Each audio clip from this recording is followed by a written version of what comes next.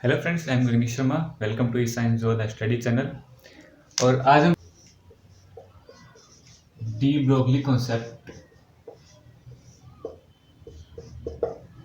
D Broglie ने क्या बताया कि जो इलेक्ट्रॉन है वो ड्यूल नेचर को शो करता है। ड्यूल नेचर मतलब कि वो पार्टिकल एंड वेव दोनों नेचर को शो करता है। डी ब्रोगली की इसी कॉन्सेप्ट से आगे चलकर हाइजेनबर्ग अनसर्टेनिटी प्रिंसिपल, तो हम इलेक्ट्रॉन का पोजीशन एंड उसका मोमेंटम एक्यूरेटली मेजरमेंट नहीं कर सकते अगर उसका जो मोशन है वो वेव मोशन है। तो डी ब्रोगली ने अपनी बात को प्रूव करने के लिए कुछ इक्वेशंस दी। जैसा कि हम जानते हैं E is equal to H nu and E is equal to M C square, Einstein equation.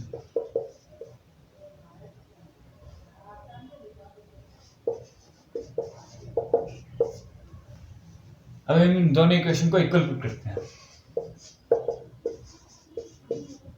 H nu is equal to M C square. एक टर्म आती है जिसमें mu is equal to C upon में lambda होता है, मतलब frequency inversely proportional होती है वेवलेंथ के। तो यहाँ पे हम वैल्यू पुट करते हैं C by lambda is equal to M C square. ठीक है, अब यहाँ से हम लेमडा की वैल्यू कैलकुलेट करते हैं तो आती है एच अपॉन में एम सी, और हम जानते हैं M V is equal to momentum. तो अगर जो वेलोसिटी है इलेक्ट्रॉन की वो स्पीड ऑफ लाइट के इक्वल हो तो फॉर्मूला कुछ ये होता है, lambda is equal to H upon में पी, जो बताता है कि जो पार्टिकल एंड वेव नेचर है। ठीक है, कि इलेक्ट्रॉन वेव मोशन में भी मूव करते हैं एंड पार्टिकल मोशन में भी। ठीक है, तो जो डी ब्रोगली कॉन्सेप्ट है उसी से रिलेटेड या उसी के बेसिस के ऊपर एक अदर कॉन्सेप्ट आया, हाइजेनबर्ग अनसर्टेनिटी प्रिंसिपल, जिसने बताया कि हम एट द सेम टाइम हम पोजीशन और मोमेंटम को एक्यूरेटली कैलकुलेट नहीं कर सकते। ठीक है, तो हम इसके बाद में पढ़ते हैं हाइजेनबर्ग अनसर्टेनिटी प्रिंसिपल कि इस प्रिंसिपल की। अब हम बात करते हैं हाइजेनबर्ग अनसर्टेनिटी प्रिंसिपल की।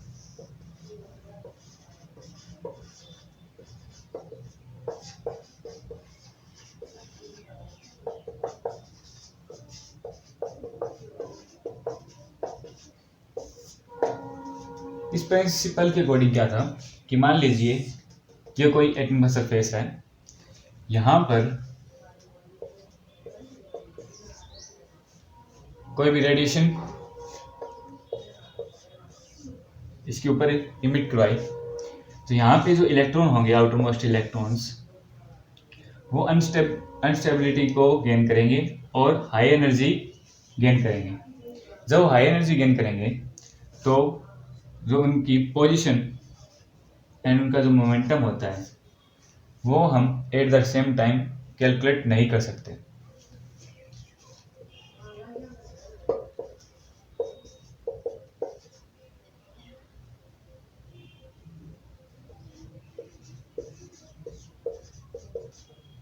ये कॉन्सेप्ट दिया हाइजेनबर्ग अनसर्टेनिटी प्रिंसिपल ने, जिसमें अगर हम delta X dot P delta V N H upon में 4 पाई, तो delta X dot delta V is equal to N H upon में 4 pi N.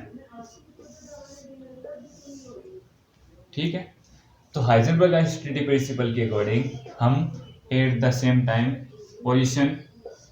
Position and momentum को कैलकुलेट नहीं कर सकते। इसी को आगे मॉडिफाई करने के लिए delta X dot delta V equal to N H upon में 4 पाई एम। ठीक है। हाइजेनबर्ग अनसर्टेनिटी प्रिंसिपल था, उसके अकॉर्डिंग कि जो इलेक्ट्रॉन है वो एनर्जी को गेन करके एक ऐसी पोजीशन पे आ जाएगा जिसकी अगर हम पोजीशन कैलकुलेट करते हैं तो उसका मोमेंटम कैलकुलेट नहीं कर पाएंगे, क्योंकि उसकी वेलोसिटी है वो हाई ज़्यादा होगी। अगर हम वेलोसिटी कैलकुलेट या मोमेंटम कैलकुलेट कर लेते हैं तो हम उसकी एग्जैक्ट पोजीशन कैलकुलेट नहीं। तो हम बात करते हैं क्वांटम नंबर की। Quantum number, basically quantum number होते क्या हैं?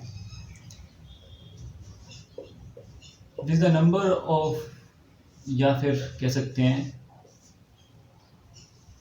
4 number of sets which can describe all the property of electron and position of electron। मतलब कि ये 4 नंबर का सेट होता है जो इलेक्ट्रॉन के पोजीशन के बारे में बताता है और उसकी स्पिन के बारे में बताता है। मतलब कि क्वांटम नंबर किसी भी इलेक्ट्रॉन के shell, subshell, orbital and spin के बारे में बताता है। ठीक है। तो क्वांटम नंबर होते हैं वो मेनली 4 टाइप के होते हैं। First, principal quantum number. Second, azimuthal quantum number.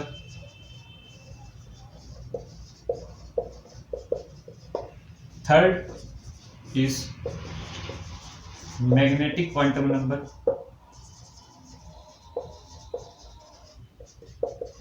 And fourth is spin quantum number.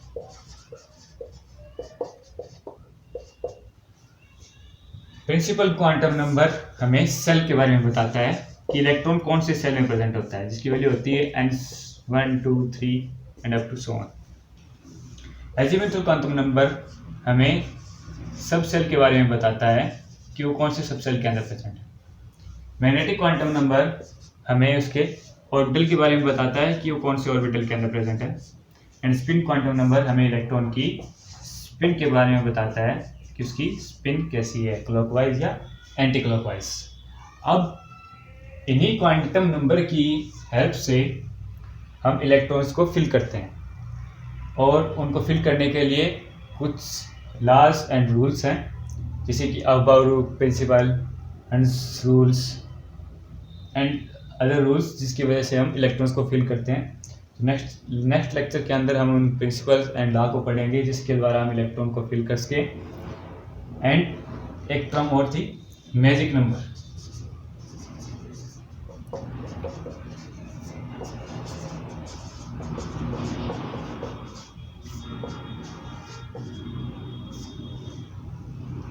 To 8 20 50 82 ये कुछ नंबर्स होते हैं जो पीरियोडिक टेबल के अंदर स्टेबल एटम्स को रिप्रेजेंट करते हैं। अब हम बात करते हैं इलेक्ट्रॉनिक कॉन्फ़िगरेशन की।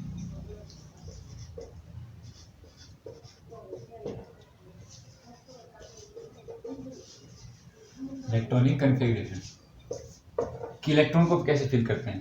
तो इलेक्ट्रॉन को फिल करने के लिए मैंने 4 क्वांटम नंबर बताए।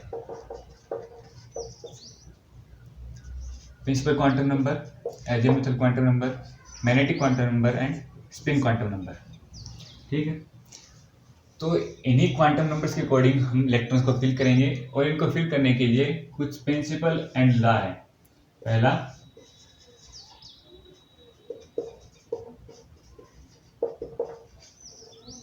सेकंड,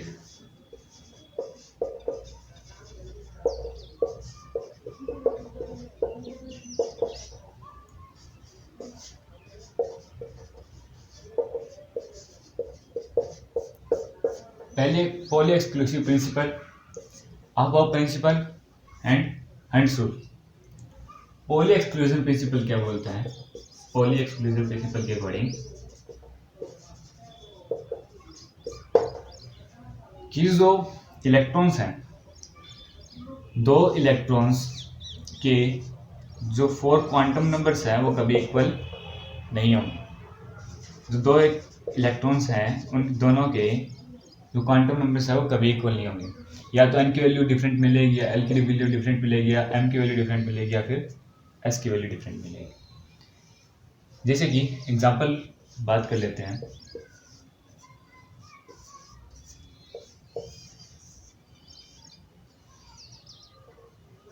ये होता है 1s2 इनर मोस्ट सेल, उसके बाद में आता है 2s2, उसके बाद में आता है 2p6। मैं बताऊंगा कि कैसे है। तो जो 1s होता है उसके अंदर 2 इलेक्ट्रॉन फिल होते हैं, 2s2 के अंदर 2s के अंदर भी 2 इलेक्ट्रॉन फिल होते हैं, एंड 2p के अंदर 6 इलेक्ट्रॉन फिल होते हैं। ठीक है। और एक ऑर्बिटल के अंदर मैक्सिमम 2 इलेक्ट्रॉन फिल होते हैं। ठीक है। 2p सब सेल के अंदर 6 इलेक्ट्रॉन, 2s सब सेल के अंदर 2 इलेक्ट्रॉन, एंड 1s के अंदर 2 इलेक्ट्रॉन। ठीक। अब अगर हम बात करें, यहां तक हम सेम मानते हैं कि इन सभी का जो प्रिंसिपल क्वांटम नंबर है वो सेम है, एजीमुथल क्वांटम नंबर इनका सेम है, इनका डिफरेंट है, मैग्नेटिक क्वांटम नंबर इनका सेम मान लेते हैं, इनका डिफरेंट मान लेते हैं। लेकिन अगर हम बात करें इन दो इलेक्ट्रॉन्स की, तो इसके अंदर प्रिंसिपल क्वांटम नंबर इसका कितना है? 2। ये सेकंड सेल के अंदर है, तो जो जिस सेल में इलेक्ट्रॉन्स प्रेजेंट होते हैं उसका प्रिंसिपल क्वांटम नंबर होता है। ठीक। उसके बाद में इसकी बात करते हैं एजीमुथल क्वांटम नंबर, जो कि जिस सेल में प्रेजेंट होता है उससे एक कम होता है। मतलब ये सेकंड सेल के अंदर प्रेजेंट है, तो एजीमुथल क्वांटम नंबर की वैल्यू आती है 1। ठीक। और अब हम बात करें इन दो इलेक्ट्रॉन्स की, तो इसके अंदर एक इलेक्ट्रॉन को इस तरह से रिप्रेजेंट किया गया है, दूसरे इलेक्ट्रॉन को इस तरह से रिप्रेजेंट किया गया। ठीक है। यहाँ तक इनकी वैल्यू सेम थी। इस इलेक्ट्रॉन की value n2l1, and magnetic quantum number की वैल्यू होती है -l2 + l। मतलब कि +1 आया है तो मैग्नेटिक क्वांटम नंबर की 3 वैल्यूज आएगी, +1, 0, -1, जो कि यहाँ पे रिप्रेजेंट करते हैं +1, 0, -1। तो दोनों इलेक्ट्रॉन -1 में मान लेते हैं कि दोनों इलेक्ट्रॉन -1 में प्रेजेंट है, तो जो मैग्नेटिक क्वांटम नंबर है दोनों इलेक्ट्रॉन के लिए वो भी सेम है, एजीमुथल क्वांटम नंबर दोनों के लिए सेम है, जो प्रिंसिपल क्वांटम नंबर है वो दोनों के लिए सेम है। लेकिन स्पिन क्वांटम नंबर, एक को क्लॉकवाइज रिप्रेजेंट किया गया, दूसरे को एंटी क्लॉकवाइज। तो यहाँ पे एक का स्पिन क्वांटम नंबर है वो आएगा +1/2, एंड सेकंड का आएगा -1/2। तो यहाँ पे डिफरेंस आ गया, और यही बात बताता है पॉली एक्सक्लूसिव प्रिंसिपल कि जो दो इलेक्ट्रॉन्स होंगे उन दोनों इलेक्ट्रॉन्स के जो 4 क्वांटम नंबर्स हैं वो ऑलवेज सेम नहीं रहेंगे। ठीक है। Second, Aufbau principle. Aufbau principle एक कॉन्सेप्ट के ऊपर काम करता है, n+l प्रिंसिपल के ऊपर। n+l principal and azimuthal quantum number का जो सम होता है उसकी वैल्यू जिस सेल या जिस सब सेल के लिए कम होगी, सबसे पहले इलेक्ट्रॉन उसी में फिल होगा। जिस सब सेल या ऑर्बिटल की वैल्यू n+l की वैल्यू कम होगी, इलेक्ट्रॉन सबसे पहले उसके अंदर फिल होगा। ये बात पॉली एक्सक्लूसिव प्रिंसिपल बोलते हैं। अब मैं पॉली एक्सक्लूसिव प्रिंसिपल के अकॉर्डिंग एक आपको चार्ट बताऊंगा जिसके अकॉर्डिंग हम इलेक्ट्रॉन्स को फिल करेंगे। ठीक है। Third, hunts rule. Hunts rule क्या बोलता है? हंट्स रूल ने भी इसी चीज को क्लैरिफाई किया आगे कि मान लीजिए हम बात करते हैं कार्बन की।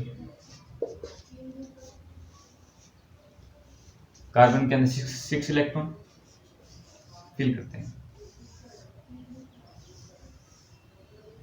1s, 2s, 2p। 2 इलेक्ट्रॉन, 4 5 6। हंसुल बोलता है कि जब तक ये अनपेयर्ड कंप्लीटली फिल ना हो तब तक इनकी पेयरिंग स्टार्ट नहीं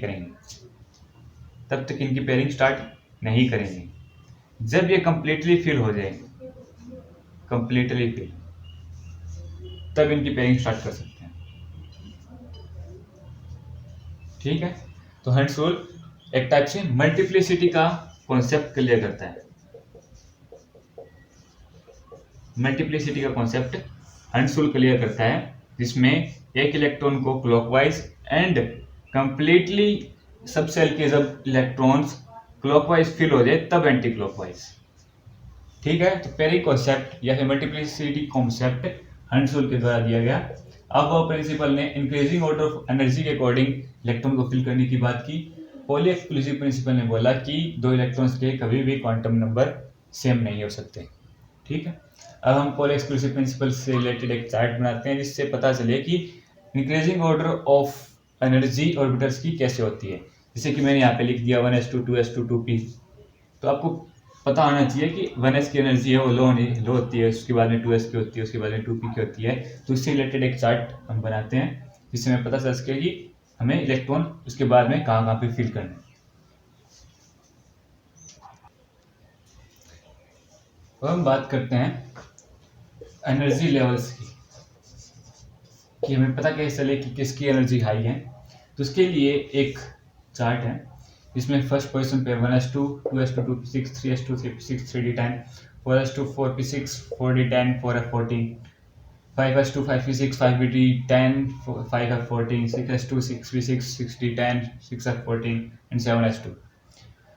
तो हमें सिंपली इसको याद करने के लिए ऐसे एरो, इस टाइप का एरो लगाना है, जैसे कि 1s2 2s2 2p6 3s2 3p6 4s2 3d10 4p6 5s2 4d10 5p6 6s2 4f14 5d10 6p6 7s2 5f14 6d10 and 6f14।